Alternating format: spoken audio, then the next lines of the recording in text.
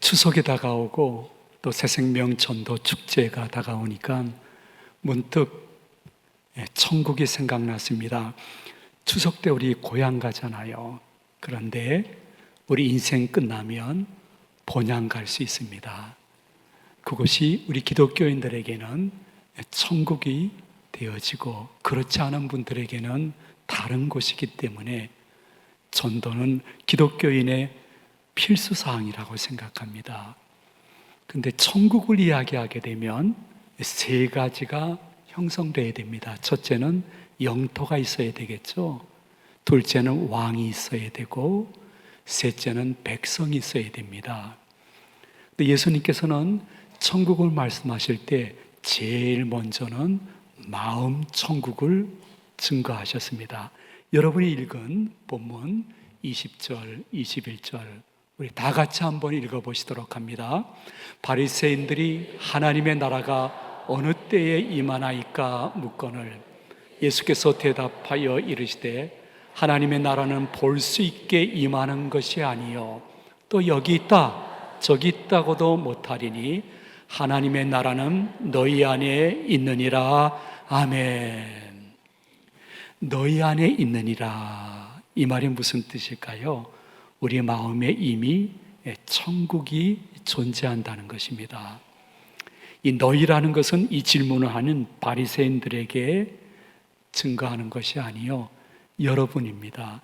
예수님을 개인의 영혼의 구조로 영접하고 그분을 삶의 주인으로 영접한 사람들은 이미 마음에 천국이 임한 줄로 믿으시기 바랍니다. 그것을 마음 천국이라고 하니까 우리 마음이 이미 영토가 된 것입니다. 이 영토에 왕이 계십니다. 예수 그리스도입니다. 그리고 그곳의 백성은 여러분 한 분 한 분이십니다.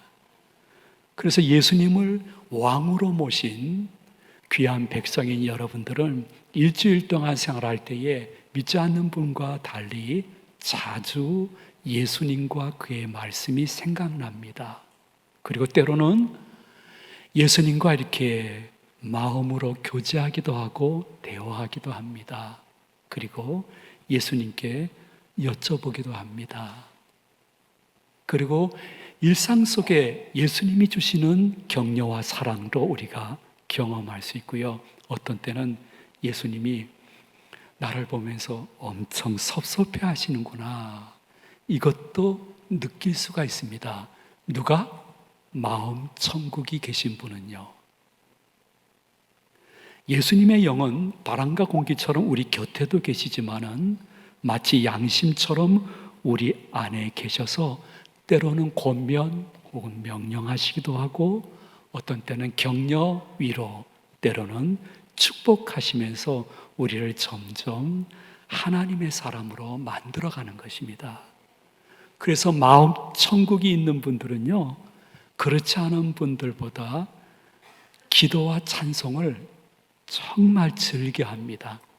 짧지만 자신의 일상 속에 내 마음에 계시는 예수님에게 기도하기도 하고 찬송하기도 하고요. 내 영혼이 은총 입어 중한 재짐 벗고보니 슬픔 많은 이 세상도 천국으로 화하는 줄로 믿습니다. 이게 기독교인만 가질 수 있는 아주 좋은 특권이죠. 그런데 이러한 특권을 항상 빼앗아 가려고 하는 녀석이 있습니다. 사단과 세상입니다. 그래서 우리 마음속에 표현은 안 하지만은 자주 이런 생각이 드는 분도 계실 것입니다. 천국? 그거랑 목사들이 나한테 유혹하는 이야기야. 야, 눈에 보이는 세상도 믿지 못할 세상인데, 야, 눈에 보이지 않는 천국이 어디 있나? 그래서 계속해서 우리 마음속에 마음 천국과 내세 천국을 의심케 하는 역사가 굉장히 자주 있습니다. 표현 안 할 뿐이죠. 내비게이션이 없던 시절인데요. 저도 그거 몇 번 경험했는데 서울에 있는 목사님이 아주 시골에 부흥 집회하러 갔었습니다. 막 딱 가는데 동네 근처에 들어갔는데 와, 교회가 어딘지 모르겠어요. 예배 시간은 다가오는데. 그래서 어찌할 바 몰라 하는데 주민 한 명이 지나가더래요. 그래서 물어봤답니다. 여기 중앙교회가 어디예요? 그러니까 주민이 여기 우리 커브길 지나가면 바로 뒤에가 중앙교회예요. 다 오셨어요. 너무 고마워서 감사 표현을 하면서 제가 오늘 그 중앙교회에서 부흥회를 하는데 부흥 강사거든요. 오늘 저녁에 오시게 되면 천국 가는 길을 알려드리겠습니다. 그랬더니 그 주민이 한마디 던지고 갔답니다. 아이고, 목사 양반, 바로 뒤에 있는 중앙교회도 모르면서 그 먼 천국을 어떻게 한다는 말이요. 난 참 정말 하면서 그냥 갔다는 전설더라 삼천리 같은 이야기가 있어요. 계속해서 우리들 마음속에는 현세에 만족하면서 내 세관을 빼앗아 가려는 그러한 세력들이 있지만은 여러분 안심하셔야 됩니다. 왜 안심하냐면요, 여러분 마음 천국에 있는 왕이신 예수님이 여러분이 별의별 생각을 다 하더라도 주일날은 교회로 데려오시는 것이에요. 우리의 발걸음이 인도하시는 것은 내 자아가 아니라 예수님이신 줄로 믿으시기 바랍니다.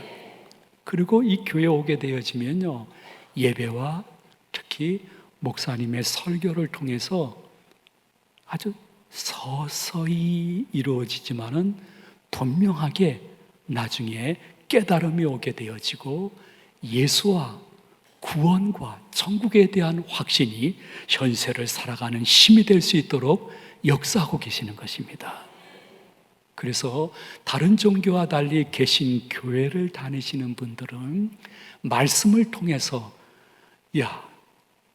나도 정말 이렇게 변할 수가 있구나 하는 고백을 성경 내에 많은 분들이 고백해 있는데 시간이 없어서 몇 가지만 바라보게 되어지면요, 여러분 시편 기자가 시편 119편 105절에서 말씀에 대해서 이렇게 고백했습니다. 우리 다 같이 봉독합니다. 주의 말씀은 내 발의 등이요 내 길의 빛이니이다. 아멘.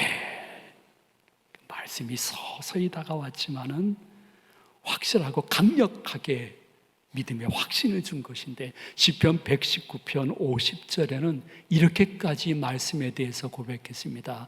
우리 한번 다 같이 봉독합니다. 이 말씀은 나의 고난 중에 위로라. 주의 말씀이 나를 살리셨기 때문이다. 아멘. 심지어 예수님이 십자가에서 대속의 죽임을 당하시자 엠마오로 가는 두 제자가 자신의 신변의 안전을 위해서 피해서 도망가고 있었습니다. 근데 부활하신 예수님이 그 두 제자를 만나 주셨어요.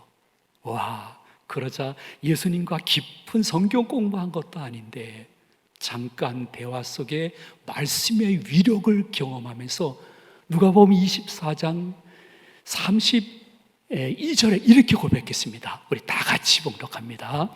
그들이 서로 말하되 그래서 우리에게 말씀하시고 우리에게 성경을 풀어주실 때에 우리 속에서 마음이 뜨겁지 아니하더냐 하고, 말씀이 역사하니까 마음이 뜨거워지면서 확신과 감사가 표현되어지는 장면인 것입니다.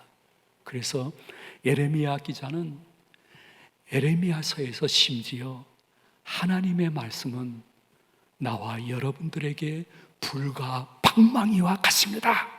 아주 선포하듯이 말씀하시는데 예레미야 23장 29절 말씀 다 같이 봉독하겠습니다.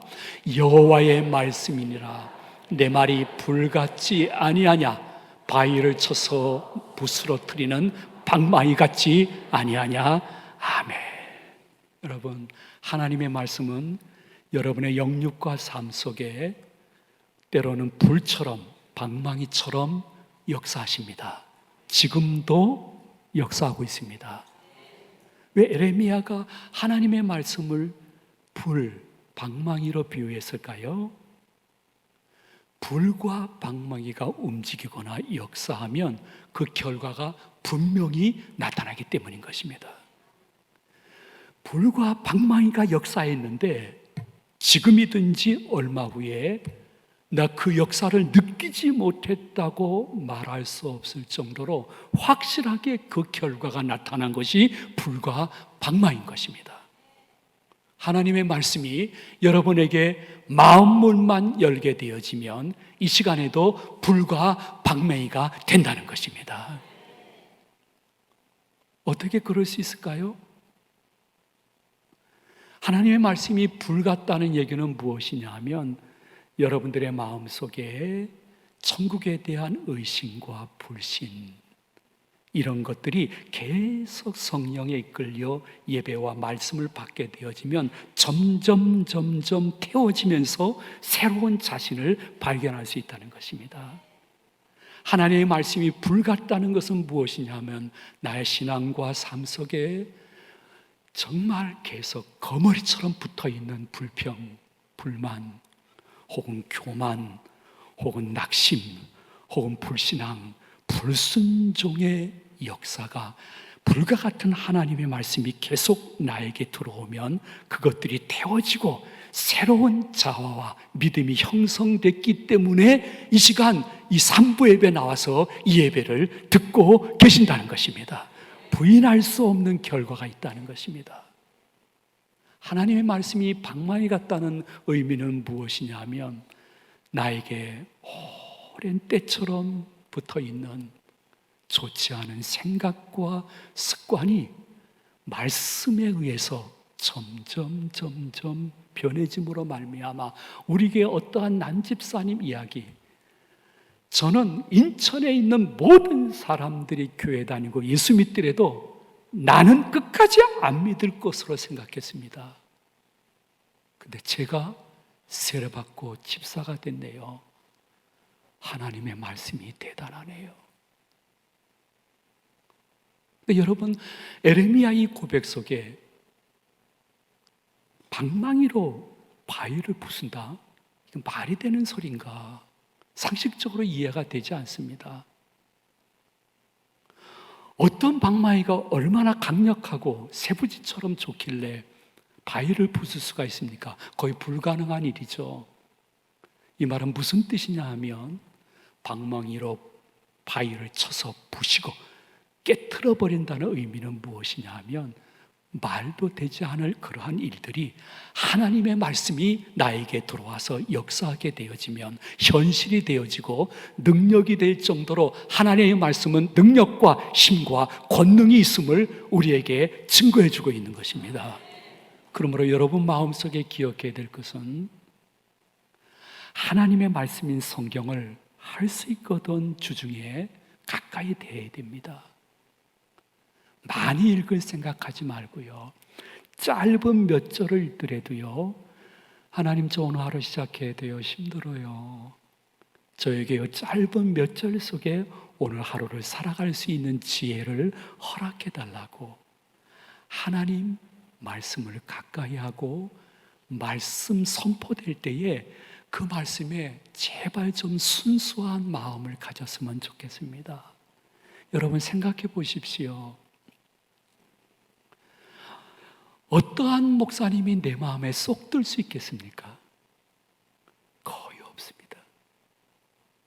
자, 여러분에게 질문 올리도록 하겠습니다. 여러분, 그렇게 살았던 여러분의 아내가 늘 마음에 쏙 들었습니까? 쏙 드신 분은 거의 없다고 생각합니다. 지금까지 함께 살고 있는 내 남편이 늘 처음서부터 끝까지 쏙 마음에 들었다고 하는 사람은 틀림없이 거짓말하는 사람일 것입니다. 솔직히 고백할게요. 솔직한 고백인데요, 저는 제가 마음에 안 들 때가 가끔 있어요. 하나님 존전에서 내 자신을 보면서 너무 제가 제 마음에 안 들어요. 그래서 이번 주 단회 슬기가 싫어요. 비쳐요. 그런데 어떤 목사님이 늘 매주일 여러분 마음에 쏙 들 수 있습니까? 그건 불가능해요. 그러므로 말씀 중심의 신앙생활하는 성도들에게 담임 목사님이나 교역자를 볼 때에 그분의 인격이나 실력이나 외모와 경력보다는 그분을 지금 사용하시는 뒤에 계신 하나님을 볼 줄 아는 지혜가 새롭게 있어야 되는 것이에요.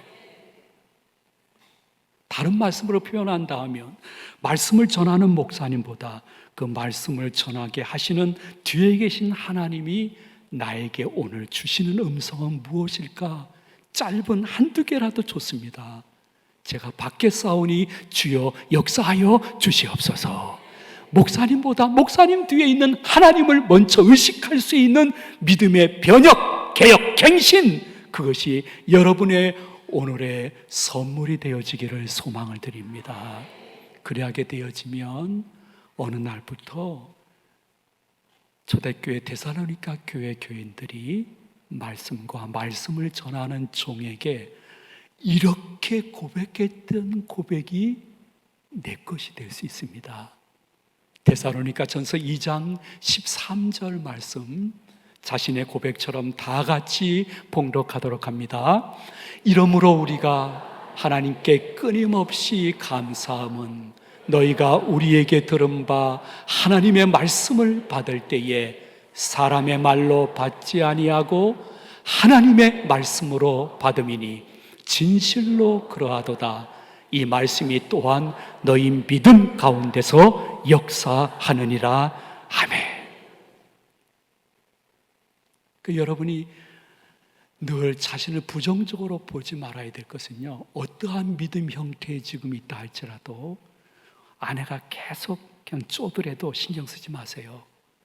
왜냐하면요, 여러분 마음속에는 이미 마음 천국이 이루어졌고 그 마음 천국의 왕이신 예수님이 좌정에 계시며 자신의 백성인 여러분 한 분 한 분을 계속 예배와 말씀으로 이끄시면서 확신과 기쁨과 새 희망을 주시고 여전히 힘든 인생이지만 주님 때문에 그럼에도 불구하고 살 수 있다는 가능성이 아니라 믿음을 주신다는 사실을 신비에 새길 수 있는 이 시간 되시기를 소망을 드립니다. 이러한 마음 천국에 있는 사람에게는 예수님이 내세 천국에 대한 확신을 주십니다. 내세 천국이라는 것은 죽음 후의 이야기겠죠.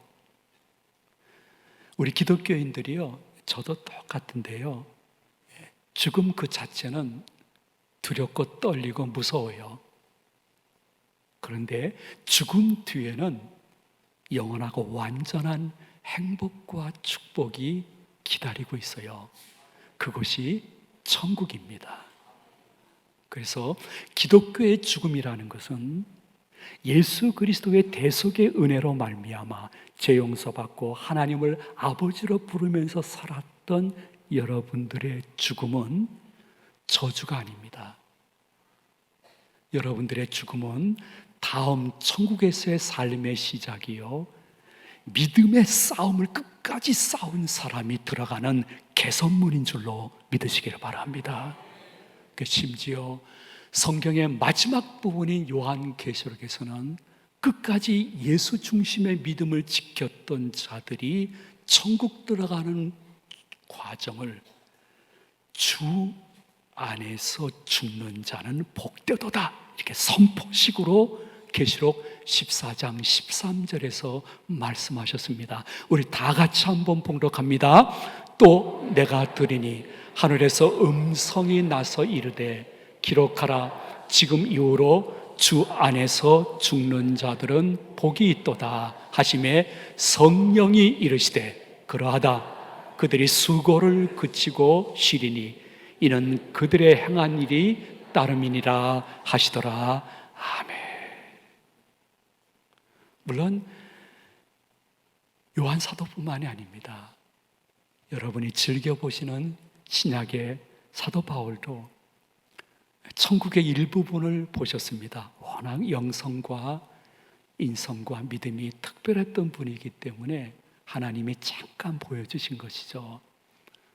그런데 사도 바울은 하나님의 나라 천국의 일부분을 보는 기쁨도 있었지만은 그 순간에도 늘 겸손을 유지했습니다. 그래서 내가 봤다 그렇게 말씀 안 했습니다. 어느 그가 봤다고 이야기하더라 하면서 고린도후서 14장 4절 말씀에 이렇게 고백했습니다.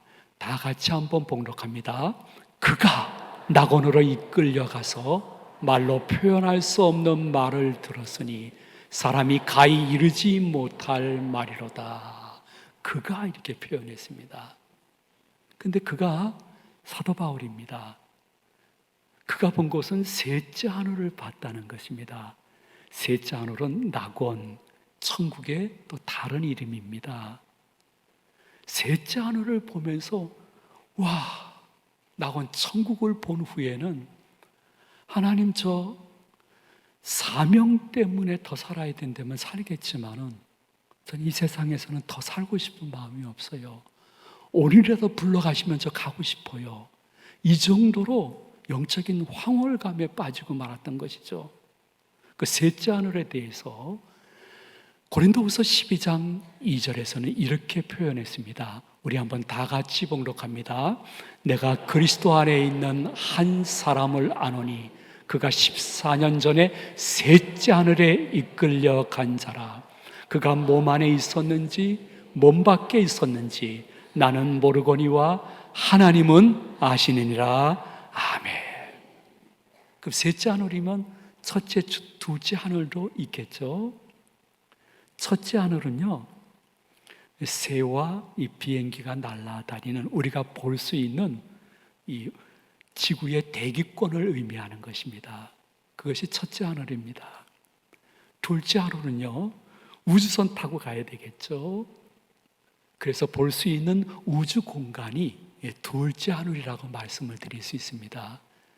근데 사도 바울이 말씀하시는 셋째 하늘은 우리가 볼 수 있는 곳이 아니라 비가시적인 공간인데 분명히 존재하면서 그것은 영의 세계인데 하나님과 예수 그리스도를 직접 얼굴과 얼굴로 맞대어 볼 수 있는 곳, 그 셋째 하늘이 천국임을 분명코 말씀하셨습니다. 물론 이러한 고백들은요, 인간이 이해할 수 있는 단어로 기록했기 때문에 천국을 완벽하게 표현하는 것은 결코 아닙니다. 그럼에도 불구하고 사랑하는 성도님들이 주일날 교회에 오셨는데 천국이 어떠한 곳인가를 조금이라도 알고 믿고 산 소망을 갖게 하기 위해서 요한계시록 21장 1절 이하에는 조금 길게 천국에 대해서 묘사를 했습니다. 우리 한번 다 같이 봉독하도록 합니다.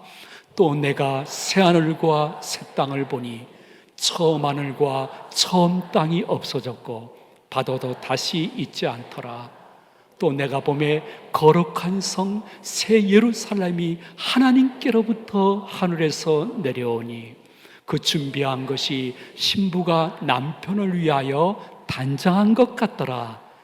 내가 들으니 보좌에서 큰 음성이 나서 이르되 보라, 하나님의 장막이 사람들과 함께 있음에 하나님이 그들과 함께 계시리니 그들은 하나님의 백성이 되고 하나님은 친히 그들과 함께 계셔서 모든 눈물을 그 눈에서 닦아주시니 다시는 사망이 없고 애통하는 것이나 곡하는 것이나 아픈 것이 다시 있지 아니하니리.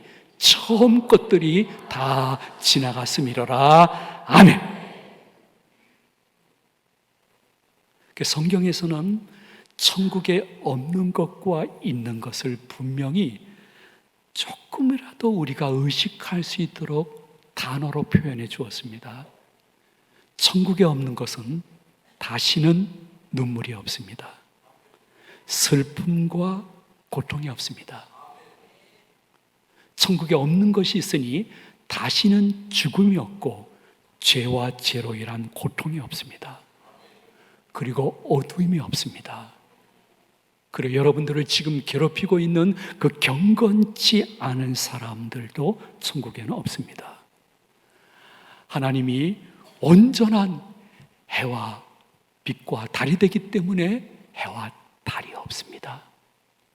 아담으로 말미암아 있어진 인류 전체의 원죄와 자범죄도 없고 영원한 형벌도 없는 것이 어디냐? 천국이라고 성경은 말씀하고 있습니다.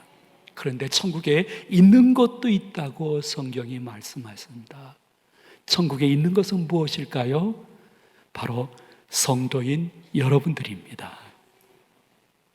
그리고 천국에 있는 것은 생명수 강물이 있고요, 세상에 치유하시는 열매가 있습니다.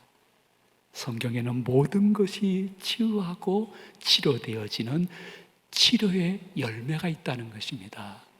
그 천국에 있는 것은 놀라운 것인데요, 하나님 아버지 바로 전전에서 완전하고 영원한 경배와 찬양을 드릴 수 있는 것이 있고요, 천국에 있는 인간이 이해할 수 있는 단어로 표현한 것은 신랑 되시는 예수님과 함께 신부되는 성도님들이 어린 양 혼인잔치에 참여하는 특별한 은총이 있다고 말씀해 주고 있습니다.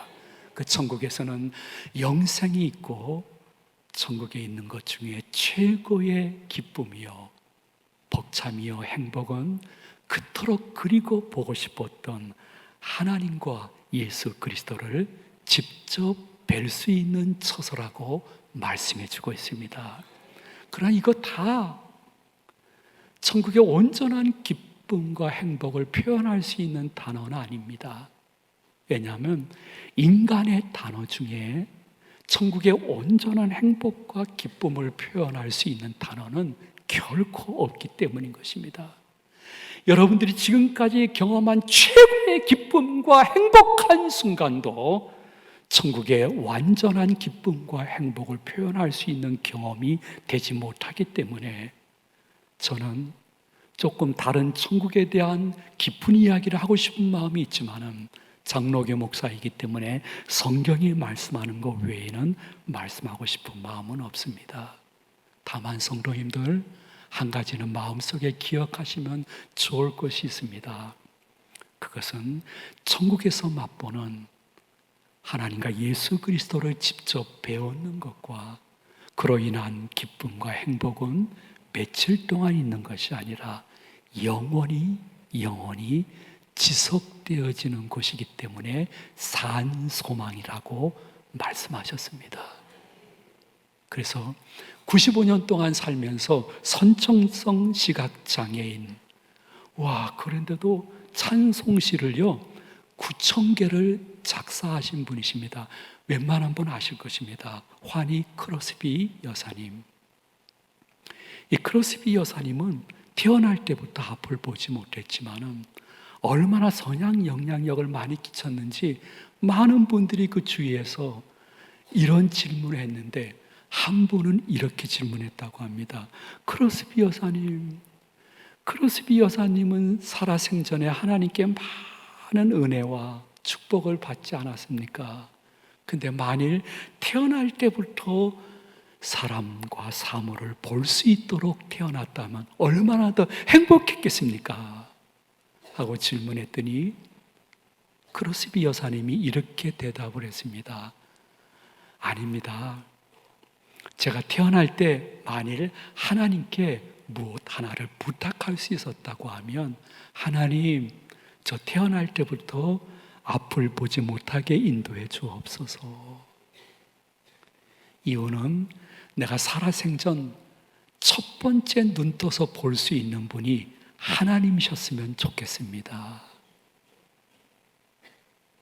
그래서 저는 선천성 시각장애인 것이 도리어 기쁩니다. 그 나라에서 그분을 배우는 것이 첫 번째 얼굴이기를 소망합니다. 여러분들은 어떠신지요? 설교를 즐기지 마세요. 나를 그냥 솔직히 털어놓고 한번 보세요. 난 크로스비에 조금이라도 닮아가고 있는 사람일까?